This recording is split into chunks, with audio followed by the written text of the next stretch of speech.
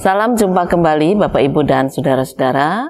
Kita masih dalam masa Raya Advent, mengingatkan supaya kita siap menunggu kedatangan Tuhan yang kedua kali. Nah, bagaimana kita menunggu kedatangan Tuhan? Dengan keluh kesah, kesedihan, kebingungan, ketakutan? Atau kita akan menyambut dengan hal yang indah dan yang manis supaya kita bersemangat ketika Tuhan datang pada saatnya? Kita akan membaca firman Tuhan dari Injil Matius pasal 25 ayat 1-13. Kita akan bersama-sama berdoa. Tuhan Yesus, memang kehidupan yang kami jalani tidak membuat kami selalu tertawa. Seringkali kami berduka, seringkali kami kesakitan, ketakutan, kebingungan, tetapi biarlah semua itu kami alami bersama dengan Tuhan sehingga hari-hari kehidupan kami dipenuhi harapan dan sukacita baru dalam rangka kami menyongsong kedatangan Engkau yang kedua kali. Kuatkan iman kami, luruskan jalan kehidupan kami. Berfirmanlah ya Tuhan, firman-Mu akan menopang kami untuk senantiasa hidup dalam sukacita baru. Kuasai hamba-Mu supaya dengan pertolongan Roh Kudus dia dilayakkan membaca, memberitakan firman. Inilah doa kami dalam nama Tuhan Yesus Kristus. Amin. Pada waktu itu hal kerajaan sorga seumpama 10 gadis yang mengambil pelitanya dan pergi menyongsong mempelai laki-laki. 5 di antaranya bodoh dan 5 bijaksana. Gadis-gadis yang bodoh itu membawa pelitanya, tetapi tidak membawa minyak. Sedangkan gadis-gadis yang bijaksana itu membawa pelitanya dan juga minyak dalam buli-buli mereka. Tetapi karena mempelai itu lama tidak datang-datang juga, mengantuklah mereka semua lalu tertidur. Waktu tengah malam, terdengarlah suara orang berseru, "Mempelai datang, songsonglah dia!" Gadis-gadis itu pun bangun semuanya lalu membereskan pelita mereka. Gadis-gadis yang bodoh berkata kepada gadis-gadis yang bijaksana, "Berikanlah kami sedikit dari minyak-Mu itu, sebab pelita kami hampir padam." Tetapi jawab gadis-gadis yang bijaksana itu, "Tidak, nanti tidak cukup untuk kami dan untuk kamu. Lebih baik kamu pergi kepada penjual minyak dan beli di situ." Akan tetapi, waktu mereka sedang pergi untuk membelinya, datanglah mempelai itu, dan mereka yang telah siap sedia masuk bersama-sama dengan dia ke ruang perjamuan kawin. Lalu pintu ditutup. Kemudian datang juga gadis-gadis yang lain itu dan berkata, "Tuan, Tuan, bukakanlah kami pintu." Tetapi ia menjawab, "Aku berkata kepadamu, sesungguhnya aku tidak mengenal kamu. Karena itu, berjaga-jagalah, sebab kamu tidak tahu akan hari maupun akan saatnya." Bapak, Ibu, dan Saudara-saudara, dalam sebuah rumah kos anak-anak perempuan, satu hari kebetulan malam minggu. Nah, anak-anak kos ini pulang kerja sebagian, ada juga pulang kuliah. Mereka siang-siang itu sudah mandi keramas, lalu setrika baju, lalu siap-siap ya, menanti jam ketika pacar mereka akan menjemput. Nah, satu-satu mereka mempersiapkan diri dengan cantik, wangi, dan sebagainya. Sambil ngobrol di antara mereka itu, ya hati mereka berbunga-bunga ingin menyambut sang pacar, sang kekasih hati. Nah, datanglah seorang laki-laki muda untuk menjemput salah seorang dari perempuan tersebut. Dan ketika perempuan itu sudah berdandan, sudah berpakaian, lalu keluar kamar dan bertemu dengan pacarnya, kekasihnya, tiba-tiba dia semaput. Wah, orang geger semua termasuk kekasihnya. Terjadi kebingungan. Kenapa? Ketika dia sadar, ternyata dia lupa dari pagi belum makan, ya.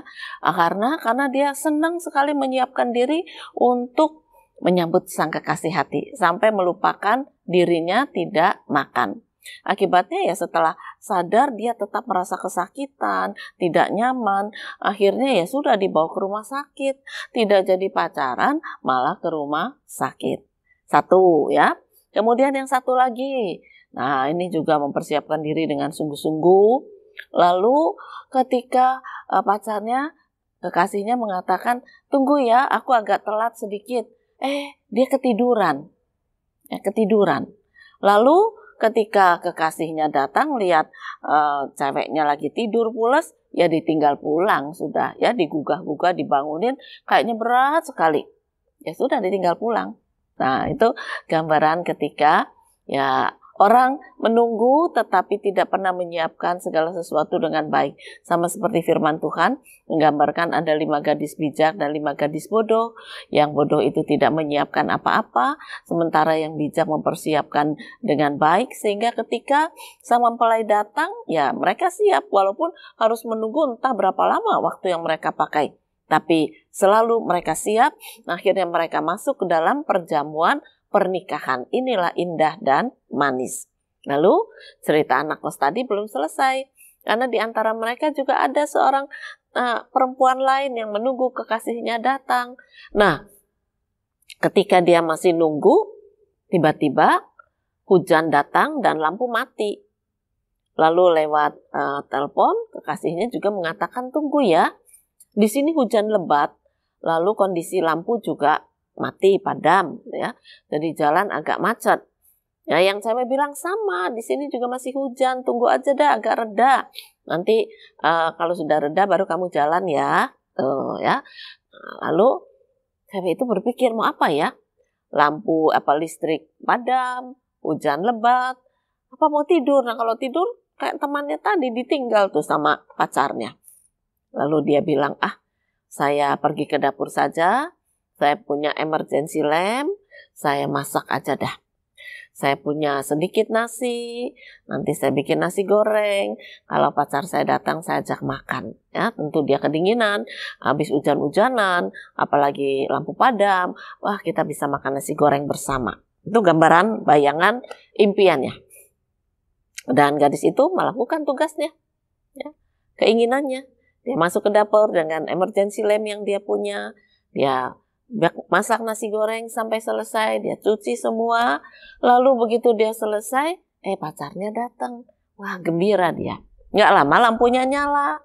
Hujan masih rintik-rintik. Lalu pacarnya bilang, sorry ya yang, aku telat. Tapi aku bawa ke mie ayam. Tadi aku berhenti beli mie ayam. Ini biar anget-anget. Loh, ceweknya bilang, aku juga masak nasi goreng. Mari kita makan bersama. Oh, so sweet sekali ya.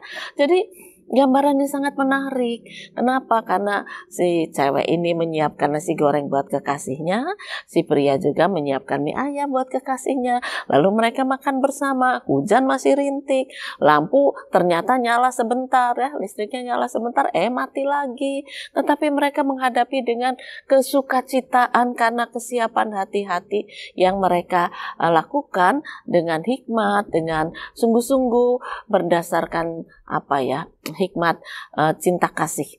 Dan itu yang dikatakan keindahan, kemanisan ketika seseorang menunggu, bukan dengan sembronoan. Ya, sembrono itu tadi itu seperti lupa nggak makan.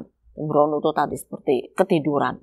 Ya, ditinggal semua. Satu masuk rumah sakit, satu ditinggal. Tetapi yang mempersiapkan diri dengan baik, tidak keluh kesah. Ya memang masih hujan, apalagi listrik mati, ya sudahlah. Saya lakukan apa yang bisa saya lakukan. Saya ingin menyambut dengan sukacita dan saya ingin membuat kekasih hati saya ini juga gembira. Ya saya masakin nasi goreng. Ya. Lalu si laki-laki itu mengatakan, aduh cewekku ya udah nunggu, maka aku juga akan memberinya hadiah. Seperti ketika firman Tuhan mengatakan, mempelai laki datang, masuklah mereka ke ruang perjamuan, ini hadiahnya.